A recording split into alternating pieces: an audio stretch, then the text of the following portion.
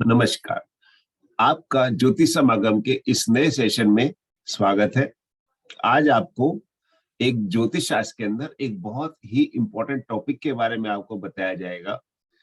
अक्सर हम इस उलझन में रहते हैं, नजर दोष, तंत्र दोष, मंत्र दोष या किसी प्रकार का टोना टोटका जादू मंत्र हमारे ऊपर हुआ है या नहीं हुआ है। अगर हुआ है तो इसको हम कैसे जानें और इसका उपचार हम किस प्रकार से करें। ये एक बहुत ही गंभीर विषय है। ज्यादातर हमें इस बारे में पता ही नहीं चलता कि कौन सा दोष हम पे लगा हुआ है। नजर दोष है, ऊपरी हवा है, तंत्र टोटका जादू टोना या फिर अचूक शनि या राहु का दोष है। आज हम इस वीडियो में ये जानेंगे और समझेंगे कि इसको हम किस प्रकार से जान सकते हैं और इसके सिम्टम्स क्या क्या होते हैं। ज्योतिष के अंदर, कुंडलियों के अंदर कौन से ऐसे मेन योग होते हैं जिनसे हम ये जान सकते हैं कि ये दोष हमको हो सकता है या इस व्यक्ति को ये दोष इजीली हो सकता है। तो आप मेरे इस वीडियो को ध्यान से सुने, पूरा सुने और कॉपी नोटबुक और पेन अपने पास रखें। अगर कोई क्वेरी होती है तो आप मेरे यूट्यूब चैनल में पूछ सकते हैं, व्हाट्सएप पे पूछ सकते हैं, आपको इसका पूरा रिप्लाई मिलेगा। और इससे बचने के लिए, यानी इस दोष से निपटने के लिए, इसे खत्म करने के लिए बड़े ही आसान में तरीके आपको बताऊंगा जिनसे आप इनको दूर कर सकते हैं या आप खुद घर बैठे जान सकते हैं कि आपके साथ कोई ऐसी घटना हुई है या नहीं हुई है। आप आराम से जान सकते हैं। देखिए, पहले मैं आपको इनके सिम्टम्स के बारे में बताता हूँ कि ये इनके सिम्टम्स क्या होते हैं, आप कैसे पकड़ सकते हैं। फिर आपको मैं नेक्स्ट स्टेप में कुंडली के योगों के बारे में बताऊंगा कि आप की कुंडली में कौन से योग होते हैं। और तीसरे स्टेप में हम केस स्टडीज लेंगे। चौथे स्टेप के अंदर हम इनके कुछ उपाय लेंगे जो कि बेहद ही कारगर साबित होते हैं। तंत्र दोष, नजर दोष या जादू टोना और टोटका ये होता है। ये प्रैक्टिकल केस हम मैंने देखे हैं और ये सही में होता है, लेकिन ये सब पर नहीं होता, किसी व्यक्ति विशेष पर ही होता है, बहुत कम लोगों पर होता है। पर इसमें सच्चाई है, ये चीज होती है। होता क्या है कि आपकी सक्सेस से, हमारी सक्सेस से अगर किसी को परेशानी होती है या किसी का कोई स्वार्थ है तो वो लोग इन कार्य को करते हैं जिससे आपकी सक्सेस, आपकी बरकत ना हो पाए और वो रुक जाए। साधारण सी आम भाषा में आप इसको ऐसे समझ सकते हैं कि जब भी सफलता हमें मिलने वाली होती है, एंड टाइम पे वो रुक जाती है, हमें नहीं मिल पाती। वो काफी संघर्ष से जीवन चल रहा है, तमाम उम्र बीत रही है, लेकिन हमें इससे किसी भी चीज से छुटकारा नहीं मिल रहा है। और एक नेगेटिव एनर्जी को हम 24 घंटे हमेशा अपने इर्द गिर्द महसूस करते हैं। घर में अक्सर झगड़ा रहता है, एक छोटा सा परिवार है, लेकिन आपस में लोगों की बनती नहीं है। ये मैं बहुत ही आसान से आपको तरीके बताऊं जिससे हम जान सकते हैं ये होता क्या है और इसे कब किया जाता है। एक्चुअली में ज्यादातर इनका प्रयोग रात्रि के समय में किया जाता है। या आप ऐसे समझिए, जब हम सोते हैं तो हमारा जो मस्तिष्क होता है, जब हम सोते हैं तो अचेतन जो मन होता है वो हमारा जागृत होता है। तो एक किस्म से उसके ऊपर तब किसी तांत्रिक के द्वारा या जो लोग ऐसी चीजें करते हैं, आपके मस्तिष्क के ऊपर अटैक किया जाता है, उसे हैक करने की कोशिश की जाती है। ये ऐसे समझिए जैसे आप लैपटॉप है या मोबाइल है या कोई वेबसाइट है, सुनते कि हैक किया जा रहा है। इसी प्रकार से जब हम सोए हुए होते हैं या हम निद्रा की अवस्था में होते हैं, उस समय ये चीजें थोड़ी सी ज्यादा प्रभावशाली होती हैं। आराम से अटैक किया जाता है, ब्रेन के ऊपर अटैक किया जाता है और उसे अपने अकॉर्डिंगली चलाने की कोशिश की जाती है, ताकि उस व्यक्ति की जो भी वो करना चाहते हैं लाइफ में अच्छा नहीं हो सके, उसके कार्य में विघ्न पड़े। और कई बार ऐसी स्थितियों में, जो भी मैं आगे केस स्टडी से आपको दिखाऊंगा, बहुत बड़ी मुसीबत और बहुत बड़ी मुश्किलों में ये लोग फंस जाते हैं। जो चीज इनको मिलने वाली होती है वो चीज इनको थ्रू ऑफ द लाइफ नहीं मिल पाती। ज्यादातर ये चीजें हमें रात्रि में देखने को मिलती है, जब हम सोए होते हैं। जो मेनली इनका टाइम होता है वो रात्रि में 12 से 3 का टाइम होता है। अगर उस समय किसी व्यक्ति विशेष की निंद्रा, जो हम सोए होते हैं, अचानक से खुल जाती है या वो चौंक करके उठ जाते हैं, या फिर आप ऐसे समझिए घर के जो छोटे बच्चे होते हैं वो अचानक से चौंक के उठ जाते हैं या बहुत ज्यादा रोते हैं, तो आपको समझना चाहिए कुछ एबनॉर्मल एक्टिविटीज उस व्यक्ति विशेष पे हो रही है। अगर कोई भी एबनॉर्मल एक्टिविटीज होती है तो उस व्यक्ति विशेष के अंदर कुछ एबनॉर्मलिटीज आपको दिखाई देंगी, जिनके बारे में मैंने अभी आपको बताया। ज्यादातर हमें ये भी सिचुएशन देखने को मिलती है, उनकी नींद बहुत डिस्टर्ब होती है, ऐसे लगता है जैसे झटका लगा है या बेड से वो गिरने वाले हैं। रात्रि में 12 से 3 में उनको ज्यादा ट्रबल होती है, या कई बार उल्टे सीधे सपने आना, या बार बार कुछ विशेष सपनों का रिपीट होना, गिरते हुए दिखाई देना, आग आग जलते रहना, उल्टे सीधे मंत्र जाप, या पानी पानी पहाड़ से गिरना, कुछ इस टाइप से सिम्टम्स भी नजर आते हैं। तो हमें ये जानना चाहिए, अगर ये चीजें बार बार रिपीट हो रही हैं तो ये मानना चाहिए कोई एक शक्ति है जो आपको कुछ परेशानी में डाल सकती है या परेशान करने की कोशिश कर रही है। तो इस प्रकार से आप जान सकते हैं। और एक चीज और देखने में आती है, कई बार क्या होता है कि एक व्यक्ति विशेष घर से बाहर रहता है, जब ऑफिस में जाता है या अपने वर्किंग प्लेस में जाता है, कार्य करने के लिए बाहर जाता है, तो काफी उसका समय अच्छा रहता है या उनका मूड काफी अच्छा रहता है। लेकिन जैसे ही वो घर के अंदर एंटर करते हैं, एकदम से उदासी से भरा हुआ माहौल उनको मिलता है और वो खुश नहीं रह पाते। मतलब अंदर घुसते ही एक नेगेटिविटी उनको घेर लेती है, ऐसे लगता है वो बाहर जाए। घर में अक्सर झगड़ा होना, हर बात पे वाद विवाद होना, इन सब चीजों से भी आप ये अनुमान लगा सकते हैं कोई नेगेटिविटी आपके घर में है, जिसके कारण से ये सब कुछ चीजें हो रही है।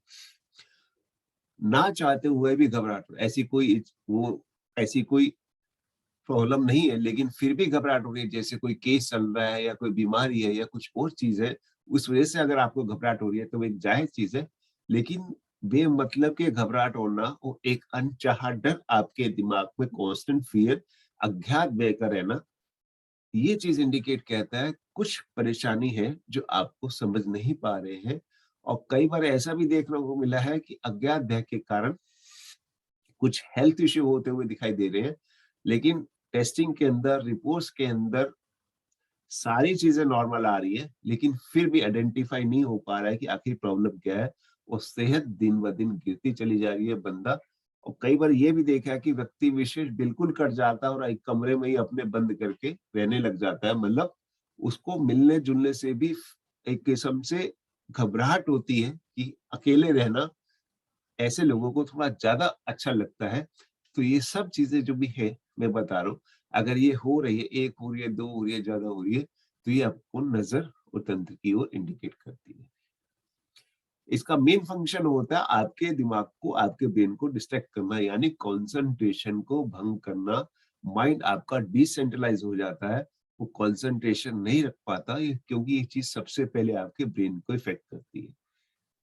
डिसीजन मेकिंग पावर में आप कर रहे हैं, लेकिन दिमाग आपका अनकॉन्शियस है, जिसे आप ब्रेन अनरेस्ट भी कह सकते हैं, कि आप सो रहे हैं लेकिन दिमाग आपका चल रहा है। आप मॉर्निंग में सो के उठते हैं, उल्टा पहले से ज्यादा थके हुए आप महसूस करते हैं। हालांकि होना ये चाहिए कि अगर आप 8 घंटे, 6 घंटे, 7 घंटे, 10 घंटे सोए हैं, आप जब मॉर्निंग में उठे बिल्कुल फ्रेश और तरोताजा महसूस करें। लेकिन कुछ केसेस में ऐसा भी देखने को मिला है, व्यक्ति विशेष जब सो के उठता है तो उल्टा पहले से ज्यादा थका हुआ, यानी परेशानी में सोया हुआ, परेशानी से जगा हुआ। तो ये चीज नजर और तंत्र को इंडिकेट करती है। अ- अगर आपके साथ कोई समस्या है, यानी सर पे लोन है, कर्जा है, कुछ और समस्या है, तो वो एक परेशानी हो सकती है। लेकिन अगर कोई प्रॉब्लम नहीं है, तो ये चीजें हो रही हैं, तो ये आपको इस ओर इंडिकेट करते हैं कि आप कुछ अज्ञात शक्ति या कुछ नजर या तंत्र इस चीज पे हो रही है। अब नजर का क्या होता है दोष, की जिस चीज पे आपको नजर, मतलब नजरों में बस जाना। जैसे आप पार्टी में जाते हैं, हम जाते हैं, बहुत सुंदर लग रहा है, ये है वो है, तो ऐसी चीजों में नजर दोष जल्दी लगता है। जो कुंडली के योग है वो मैं भी आपको बताता हूँ किन कंडीशंस में जल्दी लगता है, इसको हमें कैसे दूर करना है, ये सारा भी मैं आपको डिटेल में बताता हूँ। नजर दोष के अंदर क्या होता है, नजर दोष के अंदर ये चीज होती है, जिस चीज पे नजर लगती है वो कार्य आपका नहीं हो पाता, उस कार्य को करने के लिए बड़ी मशक्कत करनी पड़ती है, लेकिन वो कार्य आपका बहुत मुश्किल से होता है, वो कार्य नहीं होगा, बाकी सारे कार्य होते चले जाएंगे, तो इसे कहते हैं हम नजर दोष। अब हम कुंडली में इसके कुछ एक विशेष योगों के बारे में जानेंगे कि कुंडली में ऐसे कौन से विशेष योग होते हैं जिनके कारण से हम ये जान सके कि ये नजर दोष है या नहीं। जैसे कि आप यहाँ पे एक चार्ट देख रहे हैं, नजर दोष के लिए या इन सब चीजों के लिए दो या चार चीजें बहुत इंपॉर्टेंट होती है। एक वृश्चिक राशि और एक कुंडली का आपका 8वां भाव। कालपुरुष की कुंडली में 8वें भाव को वृश्चिक राशि दी गई है, मंगल का भाव बताया गया। 8वें हाउस के अंदर, 8वें हाउस के अंदर जो ग्रह बैठे हुए हैं और 8वें हाउस के लॉर्ड जो है, अगर उनका कनेक्शन खराब ग्रहों के साथ हो रहा है, विशेषकर शनि राहु केतु के साथ हो रहा है, या चंद्रमा और सूर्य आपकी कुंडली में बहुत अच्छी स्थिति में नहीं है, बहुत वीक स्थिति में है, तो ऐसे लोगों पे तंत्र क्रिया बहुत जल्दी होती है। एक चीज और मैं आपको क्लियर करूं कि ये सब चीज व्यक्ति के कॉन्फिडेंस के ऊपर डिपेंड करती है। अगर किसी व्यक्ति के पास कॉन्फिडेंस कम है, यानी उसका चंद्रमा बेहद प्रभावित है, चंद्रमा बेहद वीक है, तो ऐसे व्यक्ति का कॉन्फिडेंस अक्सर वीक रहता है। उनके ऊपर ये क्रियाएं बेहद जल्दी असर करती हैं, क्योंकि वो इमोशनल ज्यादा होते हैं और बेचैनी में ज्यादा रहते हैं, वो इन चीजों को फेस नहीं कर पाते, आसानी से इनकी पकड़ में आ जाते हैं। जब हम इनका उपाय करते हैं तो साथ में चंद्रमा को स्ट्रॉन्ग करना बेहद जरूरी हो जाता है। चंद्रमा को स्ट्रॉन्ग करने का मतलब ये है कि वो व्यक्ति के दिमाग को और माइंड को, दिल को थोड़ी शांति देता है और चीजें इनके साथ जल्दी शुरू हो जाती हैं, रिलीफ मिलना जल्दी शुरू हो जाता है।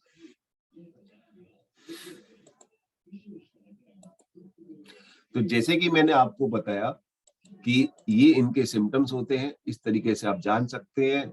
अचानक चक से भय का महसूस होना, अज्ञात भय और अज्ञात भय, बेवजह की टेंशन, बेवजह चौंक के उठना, उल्टे सीधे सपने आना, घबराहट, बेचैनी, ये सारे सिम्टम्स आपको इस ओर इंडिकेट करते हैं। अब लाख कोशिश करने पर भी, सब कुछ करने पर भी आपको रिजल्ट नहीं मिलता। कुंडली में आपकी ग्रहों की स्थिति ठीक है, लेकिन उसके बावजूद भी आपको रिजल्ट्स नहीं मिल रहे हैं, तो ये चीज भी इंडिकेट करती है कि कुछ प्रॉब्लम है जिसकी वजह से आपको रिजल्ट्स नहीं मिल रहे। इन सब चीजों को आज हम जानेंगे स्टेप बाय स्टेप। तो जैसे कि मैंने पहले बताया, कुंडली का 8वां भाव मेन होता है और लगन यानी फर्स्ट हाउस। फर्स्ट हाउस हर केस में सबसे ज्यादा इंपॉर्टेंट होता है, क्योंकि उसका मतलब ही बॉडी ब्रेन पर्सनैलिटी यानी आपका शरीर, सबसे ज्यादा इंपॉर्टेंट आपका फर्स्ट हाउस होता है। फर्स्ट हाउस की इन्वॉल्वमेंट होती ही होती है और साथ में हमें अष्टम हाउस को देखना होता है। 8वां हाउस जो होता है वो आपको छुपी हुई विद्याओं का होता है और तंत्र मंत्र और मृत्यु का भी भाव होता है और अचानक से गेन और लॉस का भी होता है। इसीलिए हम अष्टम भाव को हर हालत में देखते हैं जब ऐसी चीजों की हमें थोड़ी इंडिकेशंस होती है। मेन चीज जो होती है वो व्यक्ति के सिम्टम्स बताते हैं, जो मैंने ऊपर बताया। अगर वो मैच कर रहे हैं तो ये समझा जा सकता है कि इनके ऊपर कुछ तंत्र प्रयोग हुआ है, या मैं भी आपको आगे और बताऊंगा इसके बाद आप कैसे प्रैक्टिकली खुद से जान सकते हैं। अगर शनि, पहला क्या है, अगर इन्वॉल्वमेंट ऑफ शनि राहु केतु, अगर शनि राहु केतु आपके अष्टम भाव में है, शनि राहु केतु या मंगल ये आपके अष्टम भाव में है, तो ये इंडिकेट करता है कि आप इन चीजों के संपर्क में जल्दी आ सकते हैं। अगर इसके अलावा सूर्य और चंद्रमा वृश्चिक राशि में है या अष्टम भाव में है, ये भी आपको इंडिकेट करता है कि आप इन चीजों में जल्दी आ सकते हैं, ये चीजें आपके ऊपर जल्दी प्रभावित कर सकती हैं। शनि राहु केतु अगर आपके वृश्चिक राशि में है, केंद्र के अंदर है, पहले या सप्तम भाव में है या अष्टम भाव में है, तो ये चीज भी आपको इंडिकेट करती है कि आप जल्दी आ सकते हैं। चंद्रमा और मंगल यदि आपके अष्टम भाव में है, वृश्चिक राशि में है या दोनों ही एक साथ है, तो ये भी इंडिकेट करती है कि आप इन चीजों में जल्दी पढ़ सकते हैं। 8वें हाउस की प्लेसमेंट यानी लॉर्ड ऑफ 8th हाउस अगर अशुभ ग्रहों के साथ है, या वो वीक स्थिति में है, या उसका लगन के साथ कॉन्टेक्ट है, तो ये भी इंडिकेट करते हैं कि आप इन चीजों में जल्दी आ सकते हैं। हमें 8th हाउस की पोजीशन देखनी चाहिए। अगर 8वां हाउस आपका वीक पोजीशन में यानी नीच अवस्था में है, तो ये भी आपको इंडिकेट करता है कि ऐसे व्यक्ति जल्दी ही इन केसेस में आ सकते हैं, या इनके ऊपर जो प्रयोग किया वो जल्दी हैवी हो सकता है, या वो इनको जल्दी अपनी उसमें ले सकता है। तो ये मैंने कुछ कुंडली के योग बताए कि जिनसे आप जान सकते हैं कि जिनसे आप जान सकते हैं कि अगर तंत्र प्रयोग होता है तो ऐसे व्यक्ति के ऊपर जल्दी इनका असर दिखना हो जाता है, या उनको इनसे निकलने में बहुत मशक्कत या मेहनत करनी पड़ती है। अब कैसे आप जानेंगे कि आपके ऊपर ये हुआ है या नहीं हुआ है? इसके लिए मैं आपको कुछ एक विशेष चीजें बताता हूँ, आप ये करके देखिए। अगर जिस व्यक्ति विशेष पे हुआ वो करके देखें। अगर उनको लगता है कि ऐसा चीजें हो रही हैं तो उनको समझना चाहिए कि उनके ऊपर प्रयोग हो चुका है। रात को सोते समय एक तांबे के लोटे में जल रखें और अपने गमले की मिट्टी को लेके थोड़ा सा उसमें डालें। जहां आप सोते हैं 1-2 फीट, मतलब 2 या 4 फीट के अंदर आप रखें। और सवेरे वो जल और मिट्टी के साथ उसी गमले में आप डाल दें। लगभग 3 से 5 दिन आप ये करें। 5 से 7 दिन के अंदर अगर पौधा मुरझा जाता है या काला पड़ जाता है तो आप समझिए आपके ऊपर ये प्रयोग हो रहा है। दूसरी कंडीशन, सोते समय आप अपने तकिए के नीचे एक हरा नींबू रख सकते हैं। अगर नींबू का रंग थोड़ा सा चेंज हो गया, मुरझा गया, कुछ हो गया, तो आप समझ सकते हैं कुछ शक्ति आपको परेशान कर रही है। तीसरी इंडिकेशन, अगर रात को सोते समय 12 से 3 के बीच में आप चौंक के उठते हैं, एकदम घबराहट के साथ उठते हैं या पसीने आते हैं, अनचाहा डर आपको रहता है, तो भी आप समझ सकते हैं कुछ चीजें आपको परेशान करने की कोशिश कर रही हैं, आप इनकी गिरफ्त में आ चुके हैं। तो ये बहुत छोटे से और आसान से उपाय हैं जिनसे आप खुद घर बैठे समझ सकते हैं।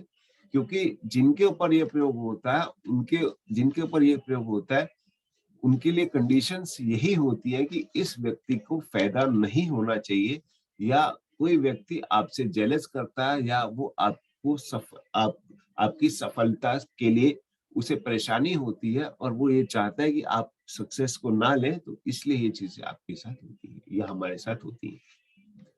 तो उनको हम नहीं पकड़ सकते कि कौन कर रहा है क्या नहीं कर रहा। हमें अपना रक्षा कवच अपने को मजबूत करना चाहिए।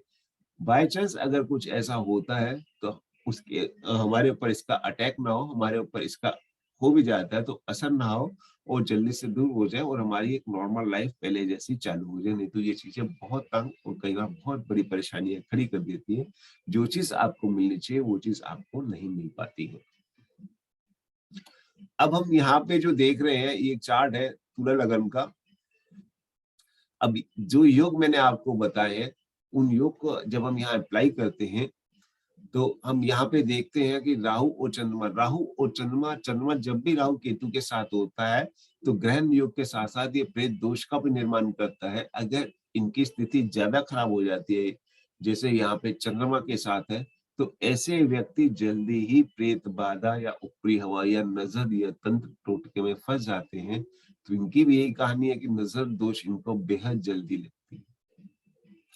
दूसरी इंडिकेशन जो मैंने आपको बताया अष्टम हाउस, इसके मालिक शुक्र, लगन का मालिक शुक्र, वो सेकंड हाउस में बैठा है। सेकंड हाउस के लोग वृश्चिक राशि, उनके मालिक मंगल वो अष्टम में बैठे हैं। दूसरे और 8वें हाउस में एक्सचेंज हो रहा है जो कि बेहद खराब बताया गया कि दोनों हाउसेस अशुभ है। यह मंगलिक भी है, लग्नेश शुक्र मंगल के संपर्क में आया हुआ है। मंगल का प्रभावित होना भी लगन के साथ इस इंडिकेशन को बताता है, क्योंकि मंगल उग्र प्रवृत्ति का होता है। अगर ऐसे व्यक्ति पे तंत्र प्रयोग होता है तो वो बेहद जल्दी इनके ऊपर अटैक करता है और ऐसे लोग बेहद जल्दी इनके कांटेक्ट में आते हैं। जो इन्होंने बताया मेरे को इन्होंने बताया, कई बार इनके साथ ऐसा हुआ कि रात को निद्रा में काफी तेजी से चिल्लाए और एकदम चौंक के उठे। ऐसा इनके साथ कई बार हुआ। तो ये चीजें कुछ भी अबनॉर्मेलिटी जो होती है वो इंडिकेशन करती है बेहद मुश्किलों से इनका दौर गुजरा। कुछ इनकी कुंडली वीक है, कुछ इनके ऊपर अटैक हुए, दोनों का मिला जुला असर हुआ, बड़ी मुश्किल से इनकी लाइफ निकली और काफी उपाय करने के बाद इनको रिलीफ मिला, उनकी लाइफ आगे स्टार्ट हुई। तो जैसे मैंने आपको बताया, दो योग यहाँ पे आप देख रहे हैं, एक तो लगन प्रभावित है, दूसरा अष्टम हाउस प्रभावित है, तीसरा लग्नेश प्रभावित है और वृश्चिक राशि की कंडीशन यहाँ पे खराब है, जो सारी पूरी हो रही है। यहाँ पे चंद्रमा वीक है, राहु के साथ है, अमावस्या की वो जाता हुआ है, पक्षहीन भी है और वीक भी है। सूर्य जो बुध के साथ बैठे हुए हैं, 11वें के मालिक है, तो केतु का इसके ऊपर और मंगल का इसके ऊपर प्रभाव है, दृष्टि संबंध है। तो यानी सूर्य भी यहाँ पे वीक है, चंद्र भी वीक है, गुरु यहाँ पे छठे हाउस में बैठे हैं और उसके बावजूद जो राहु और चंद्रमा का यहाँ पे प्रभाव पड़ रहा है लगन के ऊपर, ये इस ओर इंडिकेट करता है, जैसा इन्होंने भी मुझे बताया कि ये बहुत जल्दी प्रभाव में आ जाते हैं। अगर ये कोई कार्य करने वाले होते हैं, इनका कार्य कभी भी पूरा नहीं होता और सक्सेस इनको नहीं मिलती। ग्रह दोष के अलावा और जो दूसरे दोष होते हैं, हमें उनका भी उपाय करना चाहिए ताकि हमें अच्छे रिजल्ट्स मिल सके। अगर किसी के ऊपर ये चीज चल रही है या ये अप्लाई हो चुका है, तांत्रिक क्रिया हो चुकी है, तो खाली ग्रह दोष के उपाय करने से कभी भी रिजल्ट्स नहीं आते। वो लोग उपाय करते रहते हैं लेकिन रिजल्ट्स कभी नहीं मिलते। सबसे पहले आपको इनका उपाय करना चाहिए, उसके बाद किसी ग्रह दोष का दूसरा उपाय करना चाहिए, तो तब आपको बहुत जल्दी इनके रिजल्ट्स मिलते हैं।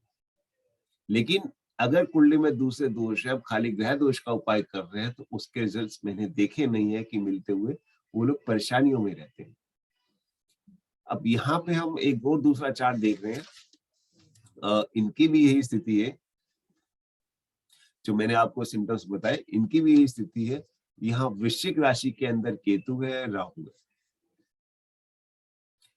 वृश्चिक राशि लगन के अंदर केतु और राहु है और नवम भाव में बुध, सूर्य और शुक्र है। इसके ऊपर केतु, इनके ऊपर केतु और शनि महाराज की दृष्टि है और मंगल जो लगन के मालिक है 12th हाउस में शनि के साथ है। तो जो मैंने आपको ऊपर से योग बताए, वो योग यहाँ पे एप्लीकेबल होते हैं। तो ऐसे व्यक्ति जल्दी ही कांटेक्ट में आते हैं और इनको परेशानी का फेस करना पड़ता है। तीसरी कंडीशन, अगली कंडीशन हम ये देखते हैं कि अष्टम हाउस के अंदर केतु है, राहु की दृष्टि है और मंगल की नीच की दृष्टि है, शनि की दृष्टि है। यानी अष्टम हाउस की इन्वॉल्वमेंट आप देखेंगे और वो मल्टीपल पीड़ित होता है। ऐसे व्यक्ति के ऊपर ये चीजें जल्दी लागू हो जाती हैं। इस कंडीशन में चंद्रमा भी यहाँ पर वीक है, चंद्रमा में बहुत ज्यादा पावर नहीं, अशुभ चंद्रमा यहाँ पर है। तो यहाँ भी इंडिकेशन होता है कि चंद्रमा वीक है और सूर्य और बुध के ऊपर शनि की 10वीं दृष्टि है। तो सूर्य भी वीक है, चंद्र भी अष्टम वीक है। तो ऐसे लोगों के ऊपर ये चीजें जल्दी एप्लीकेबल होती है, जो मैं आपको बताने की यहाँ कोशिश कर रहा हूँ, जो मेरे पास केसेस आते हैं। आप इस एग्जाम्पल में भी यहाँ पर देख सकते हैं कि राहु और केतु या केंद्र के अंदर है, चौथे और 10वें हाउस के अंदर है, मंगल और शनि या अष्टम हाउस के अंदर है। यानी यहाँ नीच के मंगल है शनि के साथ और इसके ऊपर राहु की दृष्टि है। सूर्य यहाँ पर वीक है। अब हम चंद्र की स्थिति देखते हैं, चंद्र की स्थिति यहाँ ठीक है।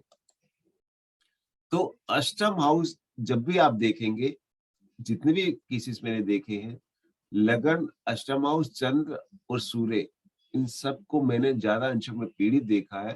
तो ये चीज इंडिकेट करते हैं कि ऐसे लोग जल्दी ही इन चक्रों में आते हैं या इनके ऊपर जल्दी से इनका प्रभाव होता है। अब मैं आपको एक केस स्टडी बताता हूँ। जैसे कि आप यहाँ देख रहे हैं, ये कर्क लगन का चार्ट है। ये कर्क लगन का चार्ट है। लगन के ऊपर मंगल, बुध और केतु है। 12वें भाव में सूर्य चंद्रमा है, सप्तम भाव में राहु, छठे भाव में गुरु और 11वें भाव में शुक्र और शनि।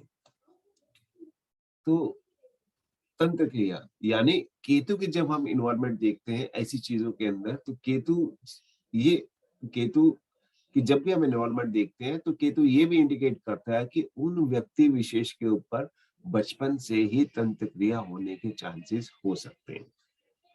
यानी बहुत छोटी एज पे भी उन पे क्रिया हो सकती है। जैसा कि एक आप देख रहे हैं यहाँ पे केसेस, जो मैं आपको बहुत अच्छे से एक्सप्लेन करूंगा। यहाँ नीच के मंगल लगन में है, कुंडली वैसे भी वीक है, लेकिन इस व्यक्ति विशेष के ऊपर मैंने आपको जितने सिम्टम्स ऊपर बताए, वो सारे इन्होंने मेरे को बताया। मेजोरिटी ऑफ केसेस यानी 70% से ज्यादा जो मैंने अभी आपको सिम्टम बताए, सब इनके साथ इन्होंने बताया, इनके साथ हुआ है। इनकी कैरियर, इनका जॉब, इनका हेल्थ, इनकी फैमिली बुरी तरीके से डिस्टर्ब हुई, बहुत बुरी कंडीशन में ये थे। अब आके काफी उपाय करने के बाद इनकी लाइफ कुछ सुचारू रूप से चलनी शुरू हुई है। अगर हम इन योगों की बात करें, तो इन्होंने जो मेन बताया, इनके साथ अक्सर ऐसा होता था, ये अक्सर चौंक के और चिल्ला के उठते थे। घबराहट, चौंकना, चिल्लाना, नींद का ना आना, ब्रेन जो है वो इनका डिस्टर्ब रहता था, मतलब सेंट्रलाइज नहीं होता था, डिसीजन जो होते थे सारे डिसेंट्रलाइज होते थे। तो ये सारी चीजें यहाँ इंडिकेट हुई, और फिर जब इन्होंने उपाय किए तो इनको काफी रिलीफ मिला, और अब इनकी लाइफ अच्छे टाइम से ये अच्छे ढंग से चल रही है। यहाँ पे हम देखेंगे लगन में नीच का मंगल है, बुध है, केतु है, सूर्य और चंद्रमा दोनों काफी वीक स्थिति में है। चंद्रमा लग्नेश के बारे में वहां पे बैठा हुआ है, यानी बिल्कुल आप समझिए अमावस का ही योग है, या फिर शुक्ल पक्ष का पहले दिन का योग है। तो यह चंद्रमा की डिग्री, अगर चंद्रमा की डिग्री सूर्य चंद्रमा एक साथ है, अगर चंद्रमा की डिग्री 12 से ज्यादा है, तो अमावस्या की जगह अगले दिन आपका शुक्ल पक्ष का योग बनता है। तो ये है तो शुक्ल पक्ष का योग, लेकिन यह चंद्रमा काफी अंशों में वीक है। लगन के ऊपर मंगल बुध केतु के साथ शनि की दृष्टि है, राहु की दृष्टि है, बृहस्पति भाग्य का मालिक छठे हाउस में बैठे हैं, अष्टम हाउस में मंगल की दृष्टि है और शनि की दृष्टि है। यानी यहाँ पे लगन और अष्टम दोनों प्रभावित हो रहे हैं, सभी ग्रह की इन्वॉल्वमेंट इसमें हो रही है। यानी बृहस्पति सूर्य चंद्र को छोड़ के 6 ग्रहों की इन्वॉल्वमेंट यहाँ पे हो रही है। लगन के ऊपर अंदर मंगल बुध केतु और शनि की दृष्टि है, अष्टम हाउस जिसका लॉर्ड शनि है उसकी दृष्टि है, और मंगल की दृष्टि है। तो ऐसे लोगों के ऊपर जब ये चीजें हो जाती हैं, तो इनको रिकवर करने में, इनको दूर करने में काफी वक्त लगता है, काफी इनकी मुशक्कत होती है। तो ये कुछ योग मैंने आपको प्रैक्टिकली इसमें बताए कि किन व्यक्ति विशेष के ऊपर ये ज्यादा प्रभावित होता है। जैसे कि ये केस है, ऐसे व्यक्ति के ऊपर ये चीजें बहुत जल्दी प्रभावित करती हैं और बहुत ज्यादा प्रभावित करती है। जिन व्यक्ति का या जिनका मस्तिष्क थोड़ा सा वीक हो जाता है, या जो दिमाग चंद्रमा वीक है, बहुत ज्यादा सॉलिड नहीं हो पाते, कॉन्फिडेंस नहीं हो पाता, मनोस्थिति वीक है, तो उन लोगों के ऊपर ये चीज थोड़ा ज्यादा प्रभावशाली और इफेक्टिव दिखाई देती है। अभी मैंने आपको जितने भी ऊपर सिम्टम्स बताया, उन सब के अंदर ये चीजें आ रही है, आप देखेंगे। अब जैसे मैंने आपको पहले सिम्टम्स बताए कि क्यों किया जाता है, किस लिए किया जाता है, जेलस होती है, आपको कुछ नहीं देखना चाहते इसलिए किया जाता है। किन योगों के अंदर ये चीजें ज्यादा प्रभावित होती है, ऐसा नहीं कि जिस पे भी कर दिया हो गया। अगर कुंडली के अंदर योग है और वो चीज प्रभाव और तंत्र क्रिया या नजर किसी को लग गई या कर दी गई है, तो ऐसे लोगों के ऊपर ये चीजें बेहद प्रभावी होती हैं और लॉन्ग टर्म के लिए रहती हैं। अक्सर ये देखा गया है कि वो लोग खुशियों के पीछे भागते रहते हैं, लेकिन खुशियां उन्हें उम्र भर नहीं मिल पाती है। बहुत से उपाय करते हैं, जेमस्टोन डाल दिया, रुद्राक्ष डाल दिया, बहुत से उपाय करते हैं, लेकिन उनके बावजूद भी कोई भी उपाय उनके लिए कारगर नहीं होता, उन्हें बेहद कम रिजल्ट्स मिलते हैं। तो मैं इनके लिए आपको बहुत छोटे छोटे आसान से उपाय बताऊंगा। जो मैंने आपको ऊपर बताया वो चीजें आप घर में कर सकते हैं, जिनसे आप जान सकते हैं अगर आपके ऊपर ये तंत्र क्रिया हुई है, ये नजर दोष है, तो आप जो मैंने दो ऊपर आपको बताया आप अपने घर में आसानी से कर सकते हैं। तो आप ये करने के बाद अगर चीजें पॉजिटिव होती है, तो आप जान सकते हैं कि आपके ऊपर कोई ऐसी चीज प्रभाव कर गई या प्रभावशाली है। अब हम कैसे जानेंगे? अब हम उन चीजों को जानते हैं जिनसे हम इनका रिमूवल कर सकें या इन चीजों को शांत कर सकें, ताकि इनका प्रभाव हमारे ऊपर ना पड़े। और अगर हमारे ऊपर तंत्र क्रिया हो गई है तो हम जल्दी से जल्दी रिकवर करके इनको एक साइड पे करके अपने लाइफ को आगे सुचारू रूप में चला सके। तो मैं आपको कुछ लौंग और काली मिर्च के उपाय बताता हूँ। उसके बाद मैं फिर आपको दूसरे उपाय बताता हूँ किन कंडीशन में हमें जब तक अनुष्ठान करना चाहिए और किन कंडीशन में हम इन छोटे छोटे उपायों से करके हम इनको दूर या रिकवर कर सकते हैं। तो आपको ये करना है कि सबसे पहले 11, 21 या 31 आप काली मिर्च के दाने ले सकते हैं और साथ में आप लौंग ले सकते हैं। रात को सोते समय किसी कपड़े में बांध के या रख के आप अपने तकिए के नीचे रख सकते हैं या आप बिल्कुल 1 या 2 फुट के साथ रख सकते हैं। अगर कोई चीज की नेगेटिविटी आती है तो ये आपको उससे बेहद प्रोटेक्ट करेगी और ये आपको उससे बचाएगी। दूसरा उपाय ये है कि काली मिर्ची और लौंग को आप पीस लीजिए। काली मिर्ची और लौंग को आप पीस लीजिए और साथ में कुछ कपूर आप पीस लीजिए। कपूर को पीस लीजिए, काली मिर्ची और लौंग को आप पीस लीजिए और उनको आप छोटी छोटी गोली टाइप से बना लीजिए और शाम के समय और मॉर्निंग के समय आप उनको जला सकते हैं। या जो व्यक्ति जिस व्यक्ति के ऊपर ये चीजें हुई पड़ी है आप उनके सामने जला सकते हैं। इनसे आपको काफी रिलीफ मिलेगा। और एक चीज ये भी देखने को आती है कि हम बहुत परेशानी में चले जाते हैं या डीप डिप्रेशन में चले जाते हैं, अकेलापन महसूस करते हैं, हमें निंद्रा नहीं आती। तो उस स्थिति में हमें क्या करना चाहिए, किसी भी आप एक रूम में बैठ जाइए, वहां पे आप एक दीपक जलाइए। दीपक के अंदर आप काली मिर्च और लौंग रखिए और 5 मिनट से 10 मिनट या 15 मिनट तक अपने इष्ट देव का ध्यान कीजिए। तो आपको एक पॉजिटिव वाइब्रेशन आनी शुरू हो जाएगी। मतलब ऐसा आप 10-15 दिन करिए तो आपको इससे काफी रिलीफ मिलेगा। आप ये कर सकते हैं। और एक उपाय मैं आपको और बताता हूँ, अक्सर ये होता है या देखने में आता है ऐसे लोगों पर, जो एक कॉमन समस्या रहती है ऐसे लोगों के ऊपर, कि या तो धन आता नहीं है, अगर धन आता है तो रुकता नहीं है। और बहुत सारे लोगों की ये भी रहती है कि काफी सारा घर का कोई ना कोई व्यक्ति अक्सर बीमार पड़ा रहता है और एक मोटा हिस्सा धन का हमारे बीमारी या दवाइयों में निकल जाता है। यानी एक ही बीमारी बार बार पूरे परिवार को लग रही है और कोई ना कोई व्यक्ति आज एक ठीक हुआ तो कल दूसरा हो गया, कल परसों तीसरा हो गया। यानी बीमारी घर से जाता है नहीं, डॉक्टर का या दवाइयों का बिल अक्सर बना रहता है। तो उन चीजों के लिए भी आपको ये उपाय करने चाहिए। वो चीज भी तंत्र की ओर इंडिकेट करती है। और एक चीज और देखने को मिलती है, ऐसे लोगों के लिए, ऐसे लोगों पर नुकसान उनका बहुत होता है, खास तौर से इलेक्ट्रिकल इक्विपमेंट। इलेक्ट्रिकल इक्विपमेंट उनके बहुत जल्दी खराब होते रहते हैं, फ्रीक्वेंटली खराब होते हैं, कुछ ना कुछ खराब होता ही रहता है इलेक्ट्रिकल इक्विपमेंट के अंदर। तो ये चीज उनको दिखाई देती है। अगर ये प्रयोग किसी व्यक्ति के ऊपर बहुत ज्यादा हुआ पड़ा है तो ये भी देखने में आता है कि पूजा के समय उनके दीपक नहीं जलता, या जब भी वो पूजा करने लगते हैं नेगेटिविटी इतनी जल्दी इतनी ज्यादा होती है कि घर के अंदर कोई ना कोई क्लेश या कुछ ना कुछ प्रॉब्लम शुरू हो जाती है।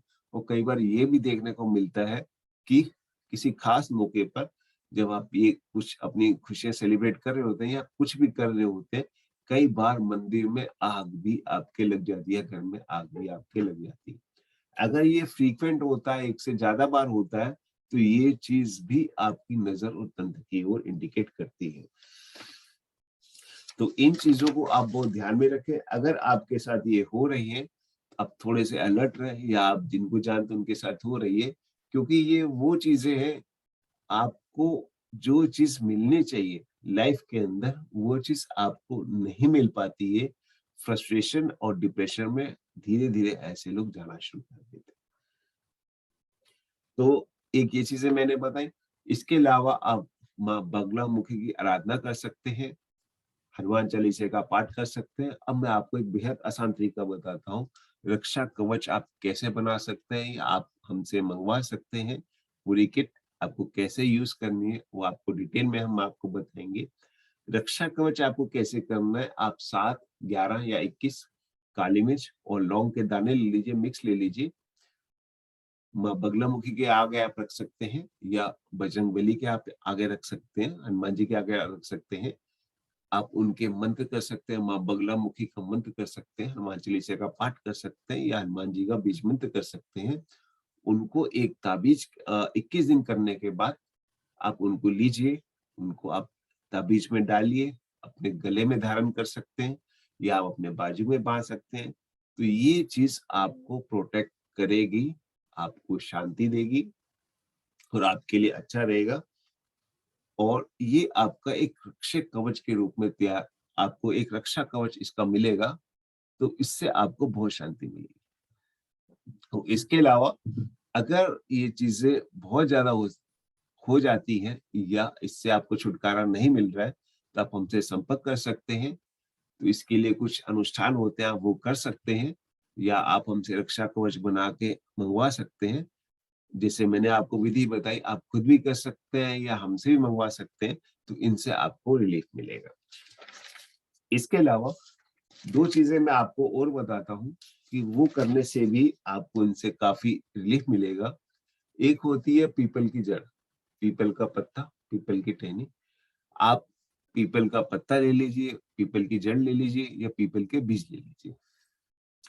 रात को सोते समय वो आप अपने सिराने के पास यानी अपने तकिए के पास 1 या 2 फुट के गैप पे आप रख सकते हैं। तो उससे क्या होगा, नेगेटिविटी जो होती है, जो नेगेटिव चीजें होती हैं, वो नहीं आती है, आती भी है तो आपका नुकसान नहीं कर पाती है, उनसे आपकी रक्षा होती है या आप एक तवीज के रूप में भी उनको बीज को रख सकते हैं। और एक और मैं आपको छोटा सा उपाय बताता हूँ। आक का फूल या आक के पत्ते या आक की जड़, उनका भी आप प्रयोग कर सकते हैं। वो इसी प्रकार से आप उनको अपने पास रख सकते हैं, ताबीज में डाल सकते हैं, आपकी रक्षा करेगी। तो समय का अभाव है, हो रहा है, वीडियो लंबा हो रहा है, तो ये मैंने आपको तरीके बताए। अगर आपको अच्छा लगे तो आप इसको लाइक कीजिए, शेयर कीजिए। कोई क्वेरी है तो आप मेरे से यूट्यूब चैनल पे पूछ सकते हैं। मैं पूरी कोशिश करूंगा इसके रिप्लाई देने की, ताकि आपको जो भी आपकी क्वेरी है मैं उसका आपको रिप्लाई दे सकूं। तो आज का सेशन हम यही समाप्त करते हैं। कल एक नए इंपॉर्टेंट टॉपिक के साथ फिर आपसे मुलाकात होगी। शेयर मार्केट, स्टॉक मार्केट या इन्वेस्टमेंट में हमें जाना चाहिए या नहीं जाना चाहिए, ये किस प्रकार की हमें इन्वेस्टमेंट में जाना चाहिए या वो किस प्रकार की इन्वेस्टमेंट हमारे लिए अच्छी रहेगी। कल की क्लास के अंदर हम इस टॉपिक को डिस्कस करेंगे। स्टडी मटेरियल नोट्स आपके पास आ जाए।